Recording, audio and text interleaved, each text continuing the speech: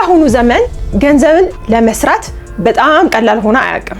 ድሮ አሪፍ ገንዘብ ለመስራት ጥሩ ትምህርት ቤት መማር፣ ጎበዝ ተማሪ መሆን፣ ዲግሪ ፒኤችዲ ምናምን ተምሮ ከዛ ደግሞ አሪፍ ስራ መቀጠር ነበረ አሪፍ ገንዘብ ለመስራት። በአሁን ጊዜ ግን ስልክና ኢንተርኔትን ብቻ ተጠቅሞ በጣም የሚያስደነግጥ ገንዘብ የሚሰሩ ብዙ ልጆች አውቃለሁ።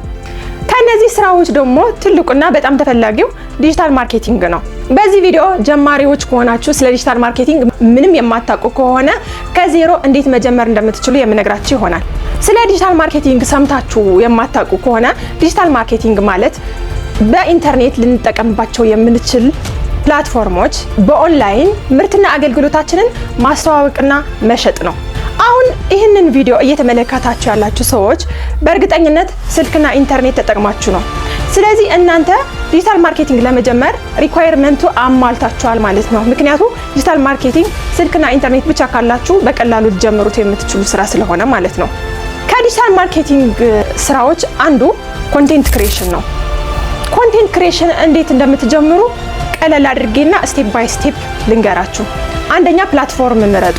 ቲክታክ ነው፣ ዩቲዩብ ነው፣ ኢንስታግራም ነው፣ ምንድነው በምንድነው ወይስ ፌስቡክ ነው፣ በምንድነው መልእክታችሁን የምታስተላልፉት የሚለውን አንድ ፕላትፎርም ምረጡ። ከዛ ቀጥሎ ፕላትፎርም ከመረጣችሁ በኋላ ኒች ምረጡ። በምን ኒች ነው መስራት የምትፈልጉ? ስለ ጤና ነው፣ ስለ ትምህርት ነው፣ ስለ ስፖርት ነው፣ ለመዝናኛ ነገር ነው፣ ስለ ምንድነው መስራት የምትፈልጉ? ይሄ መምረጥ የምትችሉ ደግሞ ከናንተ ፐርሰናሊቲ ጋር የሚሄድ ነው። ማለት እናንተ ቀልድ የምትችሉ ከሆነ ኢንተርቴይንመንት፣ በቃ በምትችሉት ወይም በምትሰሩበት ነገር ላይ ገብታችሁ መጀመር ትችላላችሁ በቀላሉ። ለምሳሌ ስፖርት ጀመራችሁ እንበል።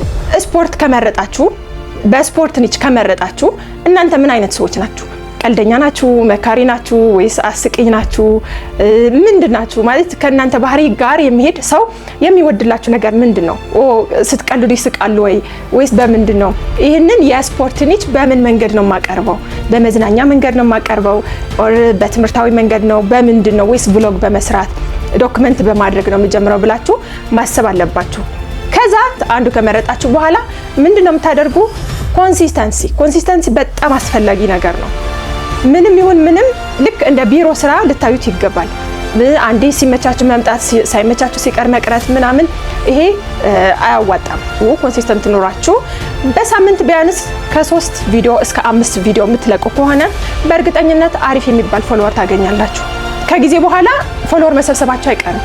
እነዛ የተሰበሰቡ ፎሎወሮች ወደ ገንዘብ እንዴት ነው የምቀይረው ብሎ ማሰብ። በ3 መንገድ ወደ ገንዘብ ልትቀይሯቸው ትችላላችሁ። አንደኛ ልንገራችሁ በምን።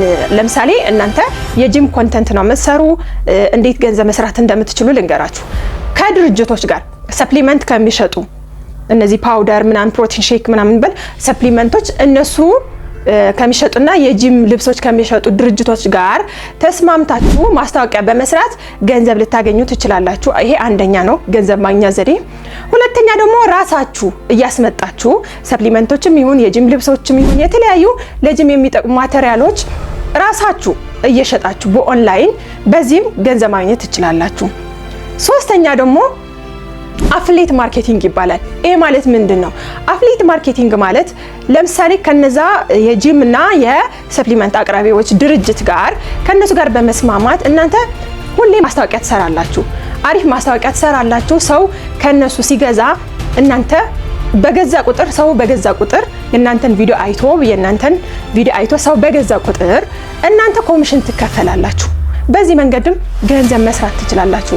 እኔ እንኳን ሪኮመንድ የማደርጋችሁ እቃውን ያስመጣችሁ ራሳችሁ በኦንላይን ብትሸጡት ይበልጥ ትርፋማ ትሆናላችሁ ብዬ አስባለሁ። ሁለተኛ ደግሞ በዲጂታል ማርኬቲንግ ገንዘብ ልታገኙበት የምትችሉ የስራ አይነት ሶሻል ሚዲያ ማርኬቲንግ ይባላል። ሶሻል ሚዲያ ማርኬቲንግ ማለት ለድርጅቶች በኦንላይን ብራንድ መገንባትና ከስተመር ማምጣት ስትችሉ ነው። ይሄ ደግሞ ሰርቪስ ነው እየሸጣችሁ ያላችሁት። ሶሻል ሚዲያ ማርኬቲንግ ላይ ስትሰሩ በሁለት መንገድ ልትሰሩ ትችላላችሁ። አንደኛ በአድ ፌስቡክ አድ፣ ኢንስታግራም አድ፣ ጉግል አድ በመስራት ወይም ደግሞ በሌላ መንገድ ደግሞ ሶሻል ሚዲያ ማኔጅመንት በመሆን። ሶሻል ሚዲያ ማኔጅመንት ማለት ደግሞ ዴሊ የነሱ ኮንቴንት እየሰራችሁ ፖስት እያደረጋችሁ ከስተመር ማምጣት ማለት ነው። ከስተመርና ብራንዳቸውን መገንባት ማለት ነው። ይሄ የሶሻል ሚዲያ ማኔጅመንት ስራ ነው። በእነዚህ ሁለት መንገዶች ሶሻል ሚዲያ ማርኬቲንግ መስራት ትችላላችሁ። ዲጂታል ማርኬቲንግ ለመማር በቀላሉ በዩቲዩብ መማር ትችላላችሁ። ጎግል ላይ ራሳችሁ ኮርስ እየወሰዳችሁ ማስተማር ትችላላችሁ። እናም ደግሞ ሶስተኛ ደግሞ ኮርስ መውሰድ ትችላላችሁ። እኔ የምመክረው ኮርስ መውሰድ ነው። ምክንያቱም መንገድ ያጥርላችኋል። በጎግል እና በዩቲዩብ የምትማሩ ከሆነ የምትፈልጉትን አይነት ኢፌክት ላታገኙ ትችላላችሁ፣ ቶሎ ላትማሩ ትችላላችሁ።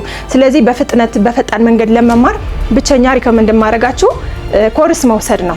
ሶስተኛ ደግሞ በዲጂታል ማርኬቲንግ ልትሰሩ የምትችሉ ፍሪላንሲንግ ይባላል። ፍሪላንሲንግ ማለት ማንም አይነት አለቃ ሳይኖራችሁ ቢሮ መሄድ ሳይጠበቅባችሁ በኦንላይን ቤታችሁ ሆናችሁ ቁጭ ብላችሁ የምትሰሩት ነገር ይሄ ፍሪላንሲንግ ይባላል። ፍሪላንሲንግ ለመስራት ደግሞ ብቸኛው አስፈላጊ ነገር ስኪል መማር ይጠበቅባችኋል።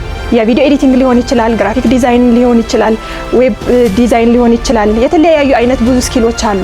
እነዛን ስኪሎችን ተምራችሁ ራሳችሁ ፕሮፌሽናል አድርጋችሁ በኢንተርናሽናልም በሎካልም መስራት ትችላላችሁ። ግን ደግሞ ስኪሉን ተምራችሁ መጀመሪያ ላይ ማድረግ ያለባችሁ ቀጥታ ስራ መፈለጉ ላይ አይደለም፣ ፖርትፎሊዮ ማዘጋጀት አለባችሁ። ለምሳሌ ግራፊክ ዲዛይነር ከሆናችሁ የግዴታ ከዚህ በፊት ስራ ለመቀጠር ከዚህ በፊት የሰራችሁትን ስራ ማሳየት ይጠበቅባችኋል። ይሄ ፖርትፎሊዮ ይባላል።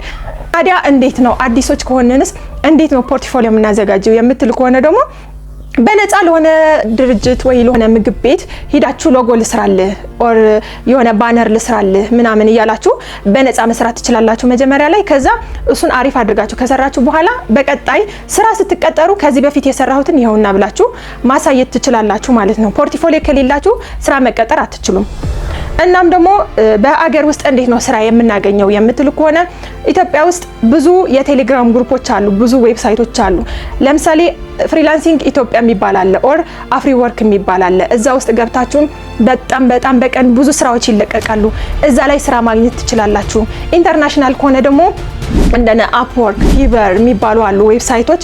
እነዛ ላይ አፕላይ በማድረግ በመመዝገብ አፕላይ በማድረግ ስራ ሲለቀቅ መስራት ትችላላችሁ ማለት ነው። አራተኛ ደግሞ በዲጂታል ማርኬቲንግ ስራ ልትሰሩበት የምትችሉ ዲጂታል ፕሮዳክት በመሸጥ ነው። ዲጂታል ፕሮዳክት ምንድናቸው ካላችሁ ኮርሶች ሊሆን ይችላሉ፣ ቴምፕሌቶች ሊሆን ይችላሉ፣ ሳውንዶች። በኦንላይን ኮርስ መሸጥ ትችላላችሁ።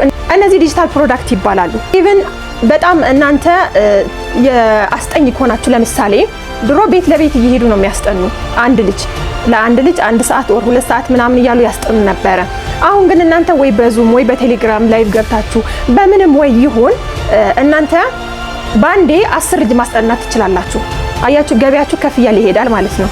ድሮ በ1 ሰዓት በ2 ሰዓት አንድ ልጅ ስታስጠኑ የነበረ በላይቭ ወይም በዙም በምንም በኦንላይን ስታስጠኑ አንደኛ ልጅ ይጨምርላችኋል። 10 ልጅ ባንዴ ስታስጠኑ ጊዜያችሁም ይቆጥባል፣ እንደገና ደግሞ ብራችሁም ከፍ እያለ ይሄዳል ማለት ነው።